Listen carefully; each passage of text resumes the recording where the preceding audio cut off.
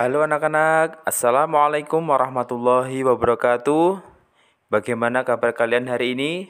Tentunya baik-baik saja bukan?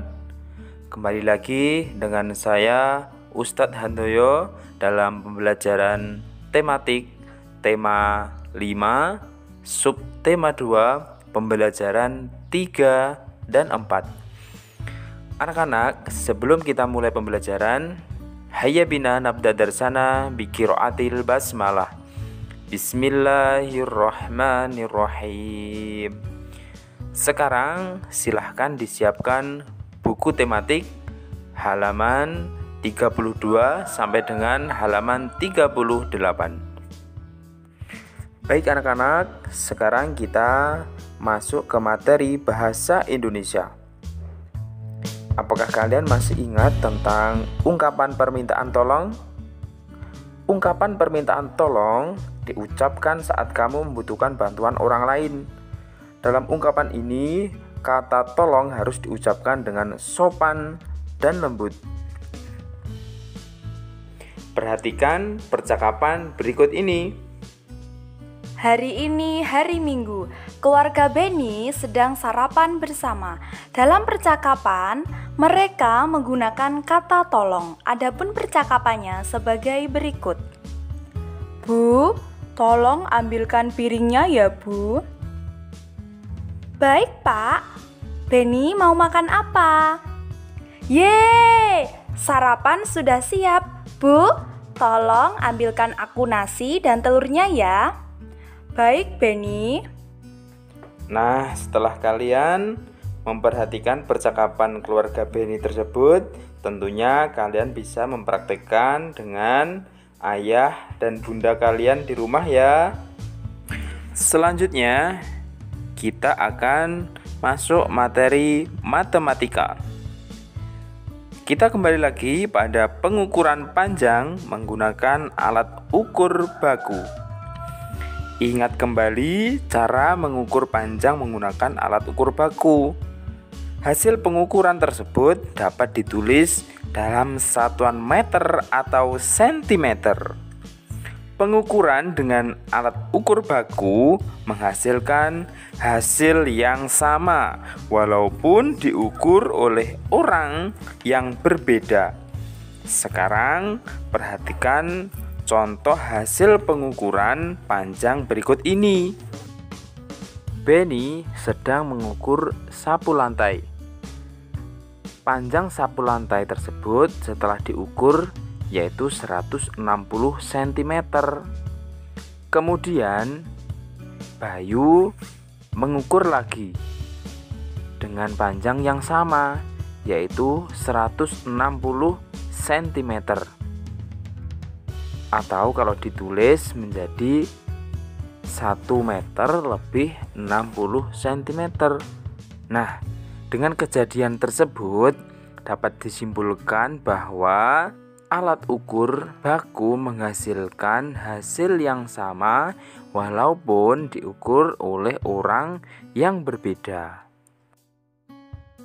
Selanjutnya kita akan masuk materi SPDP. Pada materi ini, kita akan membuat vas bunga dari tanah liat. Salah satu bahan alam yang mudah ditemukan di sekitar kita adalah tanah liat.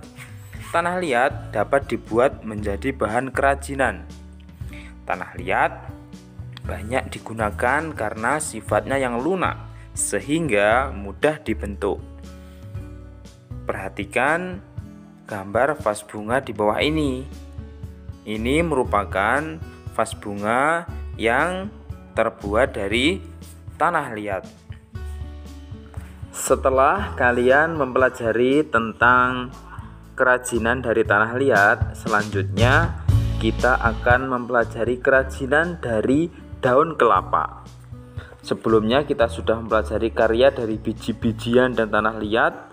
Selain kedua bahan alam di atas, beberapa bagian tumbuhan lain juga dapat dijadikan karya kerajinan. Salah satunya yaitu karya kerajinan anyaman dari daun kelapa. Langkah-langkah dalam membuat anyaman dari daun kelapa, kalian bisa melihat buku paket halaman 35. Selamat mencoba anak-anak. Apakah kalian masih ingat dengan pengukuran panjang dengan alat ukur baku? Nah, pada materi ini kita kembali lagi di pelajaran matematika. Kita telah belajar cara mengukur panjang benda dengan alat ukur baku. Pengukuran dengan alat ukur baku selalu sama.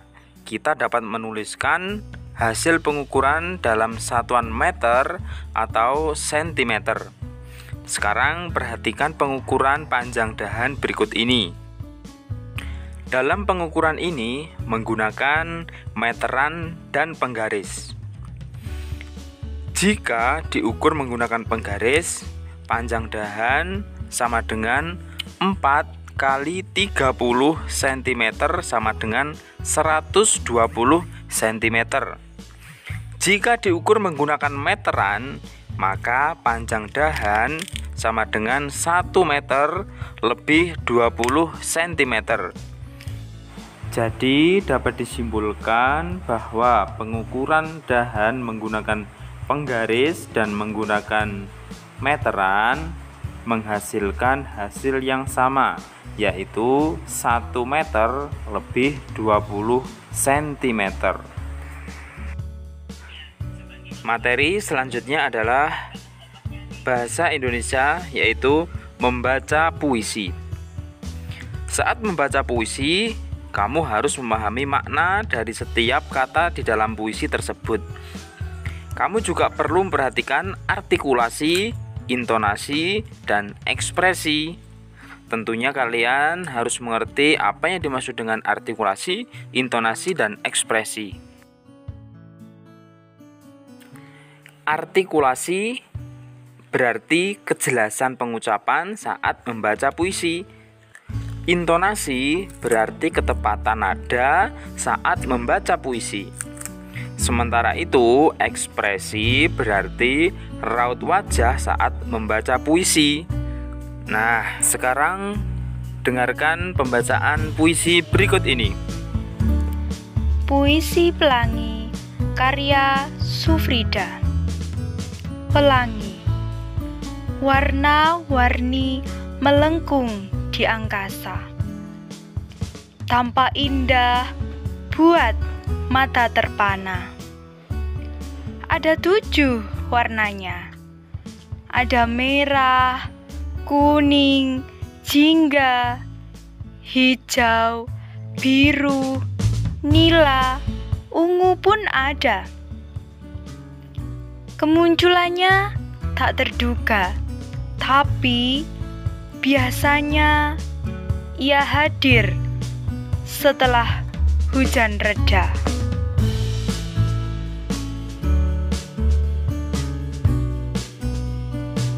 Hai anak-anak, alhamdulillah pada kesempatan pagi hari ini kita sudah selesai belajar. Apabila ada kurang lebihnya Ustadz mohon maaf. Hayya bina nahtatim darsana bi qiraatil hamdalah wa kafratul majlis. Alhamdulillahirabbil alamin. Subhanakallahumma wa bihamdika asyhadu an la ilaha illa anta astaghfiruka wa atubu ilaik. Terima kasih. Wassalamualaikum warahmatullahi wabarakatuh.